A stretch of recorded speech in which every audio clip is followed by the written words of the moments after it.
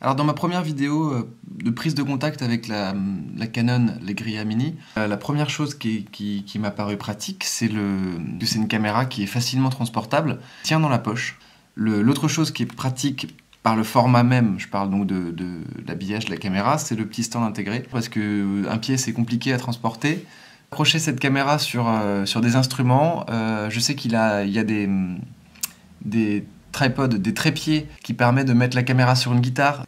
Ultra grand angle égale podcast, et là pour le coup celui-ci est franchement de très bonne qualité. Enfin il y a deux choses, c'est que voilà, ça permet comme moi je suis dans un studio qui est quand même pas très grand, ça me permet de donner une profondeur et de pouvoir avoir un jeu qui est intéressant entre l'avant et l'arrière, de faire des têtes comme ça quand on se rapproche, et au contraire de donner l'impression de faire des...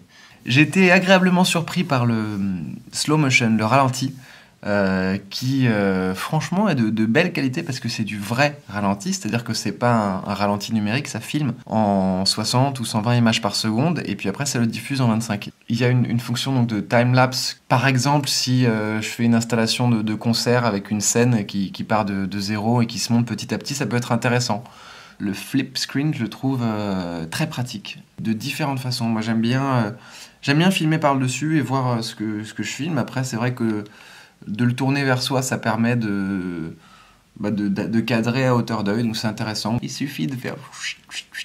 Entre l'écran de contrôle miroir et la lentille fisheye, là pour le coup c'est le kit parfait du youtubeur. Du matériel permet de se libérer des contraintes et aller juste dans la créativité.